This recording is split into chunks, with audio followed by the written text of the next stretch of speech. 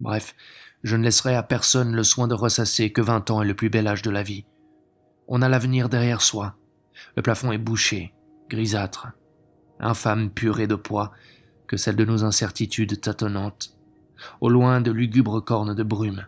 Et puis ce malaise de vivre dur s'attarde. Jamais l'on ne peut vomir que soi-même. On a le roulis moral, le teint fleuri boutonneux.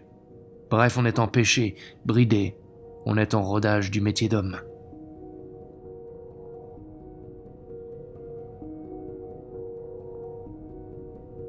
À la banqueroute du temps vécu, plus notre vie s'allonge, plus elle raccourcit. Plus le soleil se couche tard, plus les petits matins tardent à se lever.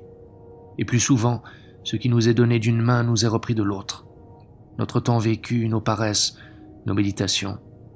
Plus la mort aura été repoussée, vaincue quantitativement par le progrès médical, plus elle sera introduite qualitativement dans notre survie de tous les jours, cette sous-vie imposée aux paramètres d'automates pressés. Pour les bookmakers de l'impossible, le bonheur n'est plus qu'un tuyau crevé.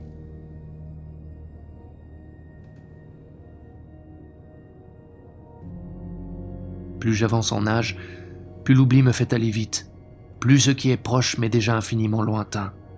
Mes heures, mes secondes, je ne parviens même plus à les déchiffrer sur mon compte-tours. On laisse tous les autres sur place. Voudrait-on s'attarder et s'agripper au passage pour ralentir à quelques bornes, à une fleur ou à la chevelure d'une femme aimée qu'on aurait les bras arrachés? Les choses passent à jamais. En leur ironie de fuite, elles ne reviennent pas.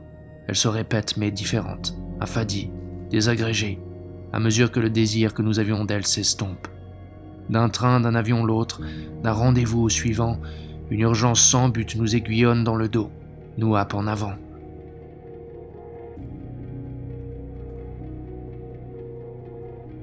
À l'aube du 3e millénaire, la vitesse est devenue la vieillesse du monde. Tous soldats inconnus de la guerre du temps, les jeunes gens ne sont pas encore partis qu'ils sont déjà arrivés.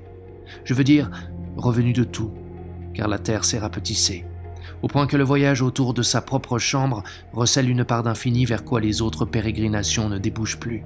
On ne part plus, on s'évacue de soi-même.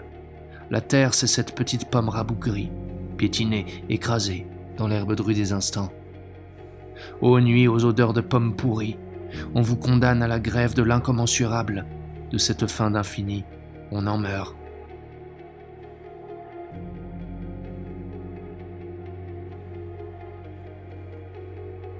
Partir, c'est mourir un peu.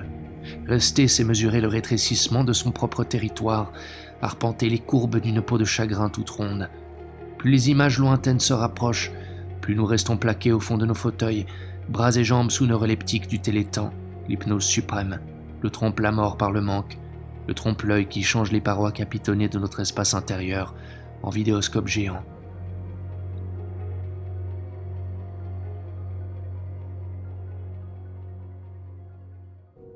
Avec mes dérisoires mots d'homme libre, à plein gosier, va comme je te pousse, je mêle ma voix discordante à ce concert qui dérange. Concert de la peur, car chacun a peur de ne pas hurler assez fort avec les loups. Peur de ne pas être la copie conforme de l'autre. Peur de l'audace et des troubles faits de l'intelligence. Un concert, non, l'assourdissant borborygme collectif d'un consensus mou, incertain, la symphonie glougloutante de notre enlisement dans la vase communicante.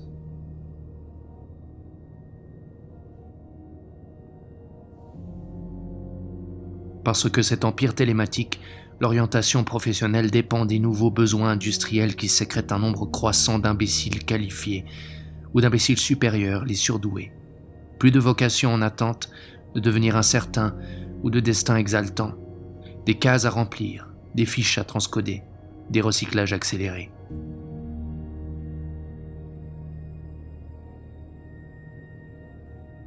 La grande maladie moderne, c'est l'âme. Nos contemporains adoptent à son égard la même attitude qu'envers le cancer, une peur irraisonnée. Que craindrait-il si fort? Que l'Occident retrouve ses assises? Ou qu'il soit frappé d'une maladie mortelle? Or, toute la culture occidentale est fondée sur la maladie, et l'on a voulu absurdement guérir, mens sana in corpore sano, quel précepte abject. L'un des drames de la jeunesse, je vous le dis, c'est sa santé. Se porte-t-elle bien? C'est qu'elle ne porte plus rien en elle, ni l'inquiétude métaphysique, ni l'insondable détresse, ni la joie, ni la douleur extrême. ni l'esprit d'insatisfaction, d'insécurité et de conquête.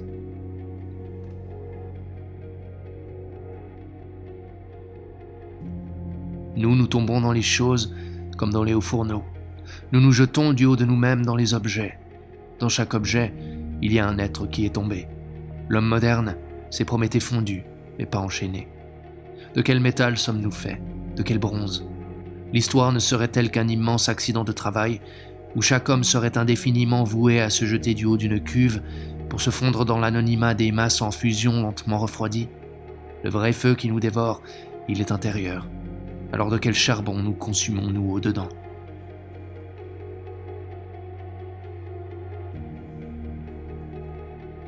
Mais sommes-nous à ce point habitués au malheur pour le confondre avec notre confort douillet d'assistés électroniques et sociaux?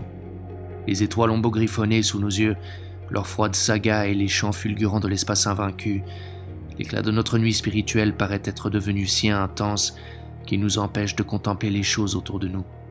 La confiance de l'homme en soi paraît s'être brisée, tandis qu'un doute infécond mine sa conscience et terrasse sa volonté.